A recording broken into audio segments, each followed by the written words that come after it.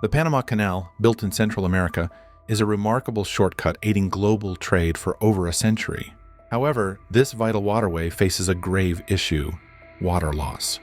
Due to decreased rainfall, water levels have dropped below normal, limiting the number of ships that can pass. Notably, the passage of ships accounting for 40% of container traffic in the United States has significantly decreased. Authorities can currently only allow 24 ships to pass daily. This situation underscores the importance of understanding the Panama Canal's current conditions and potential impact on global trade. Get ready to delve into the reasons and what it could mean for us all. The birth of the Panama Canal. Ship voyages from the Atlantic to the Pacific Ocean were once long and perilous. Sailors had to navigate treacherous waters and fierce winds around the tip of South America, passing through either the Drake Passage or the Strait of Magellan. The construction of the Panama Canal changed this. This engineering marvel was designed as a vast waterway along a narrow strip of land connecting North and South America. It enabled much faster travel between the Atlantic and Pacific Oceans, significantly shortening journeys that could take days or weeks. Spanish explorers in the 1500s realized how a canal between the two oceans would facilitate travel. Two possible locations in Panama and Nicaragua were considered, with Panama ultimately chosen. This decision was reinforced, particularly by the United States' construction of a railway there in the 1800s. Interestingly, the canal was built along the same route as the railway. The effort to dig a canal across Panama's narrow land bridge began in 1881. Colombia, which then controlled the land, granted the French company Compagnie Universelle du Canal Interoceanique permission to build the canal. This company was led by Ferdinand de Lesseps, who had successfully built the Suez Canal. De Lesseps planned to construct a sea-level canal in Panama. However, an engineer named Adolphe Godin closely examined the terrain in Panama and knew de Lesseps' plan wouldn't work. In 1879, he proposed building dams at Gatun and Miraflores to create large lakes about 25 meters deep and using the water from these rivers to fill the lakes. Godin then suggested digging a canal through the mountains to connect the lakes and using locks to raise and lower ships between different water levels. Godin's plan ultimately became the blueprint for the Panama Canal, establishing him as a visionary engineer. Unfortunately, the French company did not heed his advice. The French failure to build the Panama Canal. Ferdinand de Lesseps, as the French company's leader, displayed significant shortcomings in understanding Panama's challenges. Unlike the dry and predictable environment he encountered during the Suez Canal's construction, Panama presented entirely different conditions. Described as a humid and disease-ridden jungle, Panama had a variable terrain with heavy rains and scorching temperatures, ranging from coastal swamps to the impressive mountains of the Continental Divide. Despite adequate engineering capabilities, the overall plan lacked necessary adjustments to specific conditions and failed to establish a clear direction. Machines designed for the desert-like Suez project proved inadequate in the demanding Panamanian landscape. Coupled with the spread of tropical diseases, contributed to the project's failure, claiming countless lives. The canal's construction was both incredibly expensive and painfully slow. To reduce costs, the French company switched from a sea-level canal to a more economical design, using locks to change water levels. Unfortunately, this change failed to improve the situation, and when it became clear that the project would never be profitable, the French public's confidence in the canal and its leader dwindled. Additional funding efforts failed, and the company went bankrupt in 1889. An attempt to revive the company in 1894 fell short, and by 1898 the company was essentially defunct. The dream of completing the Panama Canal ended, and the company's sole remaining purpose was to stay together long enough to sell the unfinished project. Sadly, most of the excavation work done by the French company was not used in the later American-built canal. America's effort to build the Panama Canal. In 1902, the United States Congress's passage of the Spooner Act revived hopes. This act granted the United States the right to purchase the French company's equipment and resources and build the canal, but with one condition: a favorable agreement had to be reached with Colombia, which then ruled Panama. When negotiations with Colombia stalled, Panama declared independence in November 1903, with the support of the United States. The United States quickly recognized Panama's newly declared independence, and negotiations between the two countries soon began. These negotiations culminated in the Hay-Bunau-Varilla Treaty, signed in February 1904, establishing the Panama Canal Zone, a special zone where the United States would have control over the canal and its surroundings. With this final obstacle overcome, the United States embarked on the monumental task of building the Panama Canal in the summer of 1904. Learning from the French experience, the United States decided to build a canal with locks to prevent potential problems arising from differences in sea levels on both sides. However, challenges remained.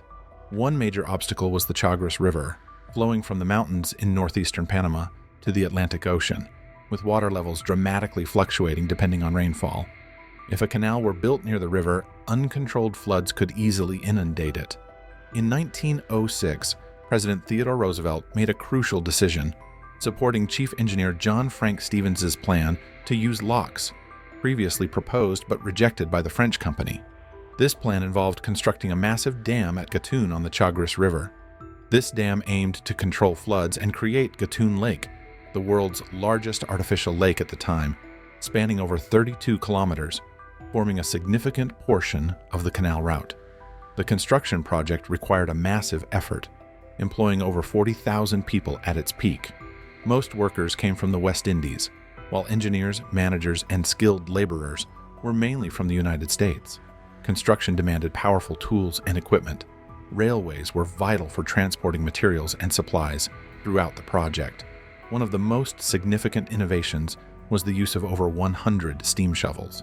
These giant excavators played a crucial role in digging the Culebra Cut, later renamed the Gaillard Cut in honor of David Dubois Gaillard. However, the cut remained one of the most challenging aspects of the entire project. The unstable soil and rock in the area frequently caused landslides and mudslides, tragically claiming many lives. Yet, workers persisted, laboring in temperatures exceeding 38 degrees Celsius, using various tools like rock drills, dynamite, and the ever-present steam shovels to remove 73 million cubic meters of earth and rock. This relentless effort finally culminated on August 15, 1914, when the Panama Canal opened to traffic, marking the pinnacle of over 3 decades of continuous effort. The Panama Canal remains one of the most remarkable and impactful engineering achievements ever made, even today. A journey through the canal. Although the Panama Canal offers ships a significant shortcut, managing passages is not simple. The canal is built on limited space and has strict rules governing ship usage. This can be likened to a busy highway with specific lanes and regulations that everyone must follow. The canal operates on a tight schedule, so ships cannot simply arrive and expect to pass immediately. Ship captains must book time slots for passage in advance. Navigating the canal requires a series of impressive engineering feats. Ships pass through 3 sets of locks called Miraflores, Pedro Miguel, and Gatun, depending on their travel direction. These locks are like elevators that gradually raise or lower ships to different water levels.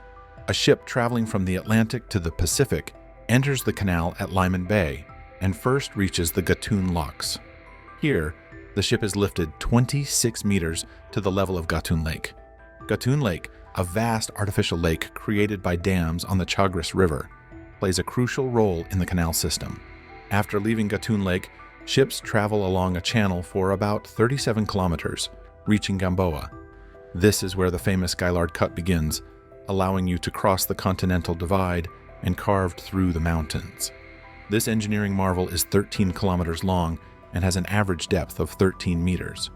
As you descend towards the Pacific Ocean, you arrive at the Pedro Miguel locks. These locks lower the ship 9 meters to the level of Miraflores Lake. From here, a short journey awaits towards the Miraflores locks, where you make another 2-step descent to sea level.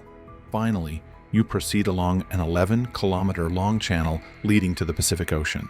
Throughout the journey, the canal is maintained at a minimum width of 150 meters, ensuring even the largest ships can pass safely. The Panama Canal locks are essentially giant water elevators, filled and emptied using gravity-powered water, flowing from nearby lakes. The lakes are fed by the Chagres River and other rivers in the region. The locks are built in pairs to allow ships to travel in both directions simultaneously. However, operating these massive structures requires a careful touch due to their complex machinery. While small boats can safely pass through the locks on their own, special electric locomotives come into play for larger vessels. These powerful machines move along rails on the sides of the locks, using a gear system to keep the ship centered during the passage. Before entering the locks, a large chain acting as a safety net is stretched across the lock entrance.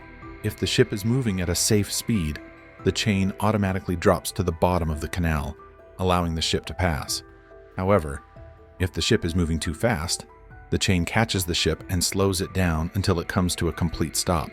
If a ship breaks through the first gate, a second gate, located 15 meters behind, acts as a backup, protecting the entire system, preventing further potential damage.